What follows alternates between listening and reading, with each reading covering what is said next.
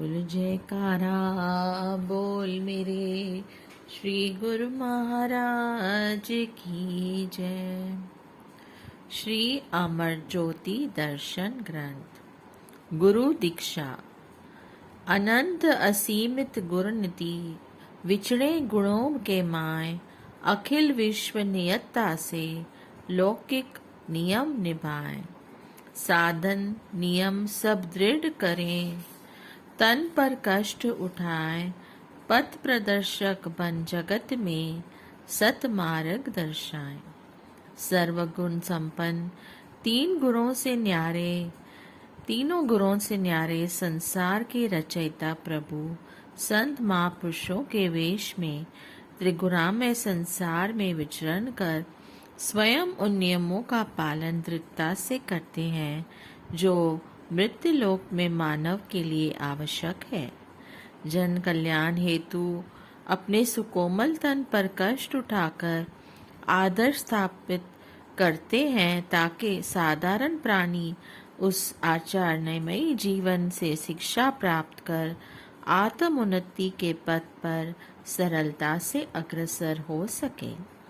भगवान श्री कृष्ण चंद्र जी महाराज जी ने श्रीमद् भगवद गीता में फरमाया है कि महापुरुष जो जो आचरण करते हैं, साधारण मनुष्य उनका अनुसरण करते हैं। महापुरुष अपने विलक्षण कर्मों से जो आदर्श स्थापित कर देते हैं, संपूर्ण विश्व उनके अनुसार कार्य करते हैं। ऐ अर्जुन, त्रिभुवन में मेरे लिए कुछ भी कर्तव्य नहीं है। न तो मुझे किसी पदार्थ का अभाव है और न आवश्यकता ही है, फिर भी मैं सदैव कर्म में ही तत्पर रहता हूँ। इस प्रकार आप भी लौकिक कर्तव्य कर्म करते हुए तथा समय परमार्थ की ओर अग्रसर होते गए। आप गुणवाणी का पाठ करते, जब जब भी जहाँ गुणवाणी का कीर्तन होता, वहाँ श्रद्धा प्रेम से नमन करते एवं एक एक शब्द को हृदयंगम करते। आपके घर में अतिथि अभ्यात एवं साधु संतों का आगमन व सेवा कार्य भी होता था। आप भी सेवा में भाग लेते एवं उनकी संगति में कुछ पाने के लिए लालायित रहते। आंतरिक आनंद की पूर्ति अनुभूति का अभाव आपको खटकता। आप मन ही मन सोचते कि संतों की संगति अर्थात सत्संग का प्रभाव यह है कि मनुष्य का अंतर से कायालाप हो जाए और पूर्णतः का बोध हो। आप पूर्ण होकर भी अपूर्ण बने हुए थे। आप सदा अंतर मन में खोए खोए रहते थे।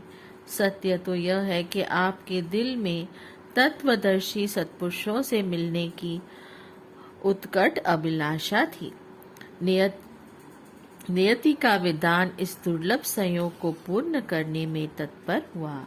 श्री परमहंस अद्वैत मत श्री आनंदपुर सत्संग आश्रम को आध्यात्म विद्या का महान केंद्र बनाने हेतु श्री 108 श्री सद्गुरुदेव महाराज जी श्री तृतीय पातशाही जी ने नवंबर सन 1939 में इसे अपना स्थायी निवास बनाया।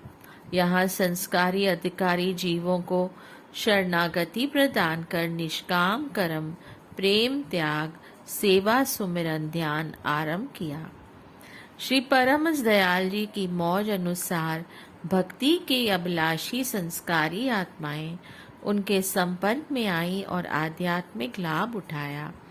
यहाँ से श्री परमहंस तृतीय पातशाही जी ने उत्तरोत्तर सत्संग लाभ करवाया और भारत के स्थान स्थान पर सत्संग आश्रमों की स्थापना की। उसी समय में महात्मा दयानंद जी व महात्मा श्रद्धानंद जी उच्च कोटि की भक्ति भावनाओं से संपन्न पंजाब में सत्संग सेवा कार्य कर रहे थे। महात्मा श्रद्धानंद जी आशिक सद्गुरु प्रेम में डूबे हुए दीवाने थे। महात्मा दयानंद जी त्याग वैराग्य की मूर्ति, फकीराना यानी मस्त योगी की भांति थे। इधर आपके हृदय में आत्म आनंद की बढ़ती जिज्ञासा ने लक्ष्य की ओर तीव्रता से पग बढ़ाया। आप चैत्र मास की संक्रांति मार्च सन 1941 में बदोमली गांव में अपने मित्र के घर गए। उसने कहा कि आज हमने संत आश्रम पर जाना है। हृदय की उमंग में एक नई लहर लहराई। आज दिल को मानो अपनी आकांक्षा पूर्ण होने का संकेत मिल रहा है, जिसका आभा खटकता है मानो उसे पाने का स्वर्ण अवसर मिल रहा है। आपने कहा कि शीघ्र चलो, इससे बढ़कर सौभाग्य और क्या होगा। मित्र के साथ दर्शन और सत्संग का मिलना वास्तविक लाभ है। तुमने मेरे दिल की सुन ली। आप मित्र के साथ गंदोवाल जिला शेखपुरा में पहुंचे। यहाँ पर महात्मा दयानंद जी एवं महात्मा श्रद्धानंद जी के दर्शन करते ही दिल की साध मानो पूरी होने का संदेश सुनाने लगी। आ हा आनंद आनंदातिरेक आँखों से अश्रुधारों प्रवाहित होने लगी। सत्संग से अपूर्व शांति और आनंद अनुभव हो रहा था। पढ़ाई करते हुए अब आध्यात्मिक पढ़ाई की लगन लग गई। आपके अंतर मन की आवाज थी, निगमागम चर्चा करत यह ग्रंथन का सार, गुरु दर्शावे जीव को परम मोक्ष का द्वार। परम पुरुष गुरुदेव की महिमा अगम अनंत, मन वाणी से है परे पूर्ण पुरुष भगवन। आपने 15 वर्ष की आयु में महात्मा दयानंद जी से गंदोवाल में नाम दीक्षा की परंपरा को पूर्ण किया। महात्मा जी ने आपको दीक्षा देते हुए कहा, आप स्वयं पूर्ण हैं। विधाता ने हमें यह स्वर्ण अवसर प्रदान किया है। आपकी लगन शीघ्र ही वास्तविकता के लक्ष्य पर पहुंचा देगी। इस प्रकार अब जब भी समय मिलता आप गंदोवाल में आश्रम की सेवा लगन से करते।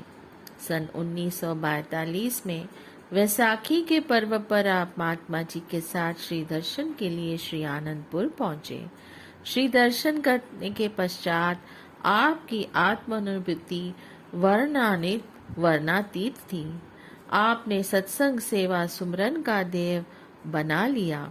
हर संक्रांति पर एवं अधिकतर समय छुट्टियों में आश्रम पर जाते, हित चित से सेवा करते, नियम पूर्वक अभ्यास करते।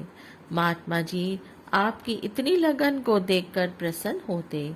पास बुलाकर कहते, आश्रम में झाड़ू देना, सफाई करना, बर्तन मांजना आदि काम तो अन्य लोग भी कर लेंगे। आप केवल मंदिर जी की सेवा पूजा ही कर लिया करो।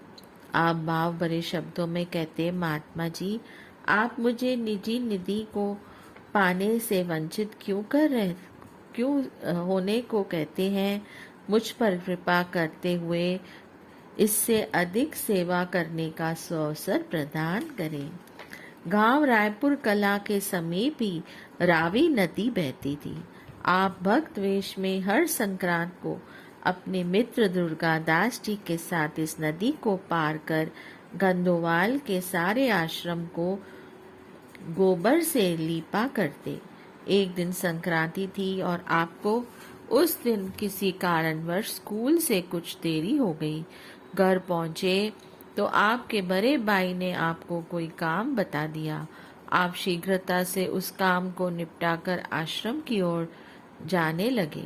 आप मन ही मन सोचे जा रहे थे कि आज पता नहीं सेवा का सौभाग्य मिलेगा भी या नहीं।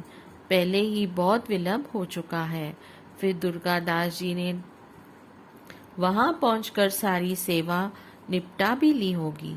इन्हीं विचारों में खोए आप जल्दी जल्दी पग बढ़ा रहे थे।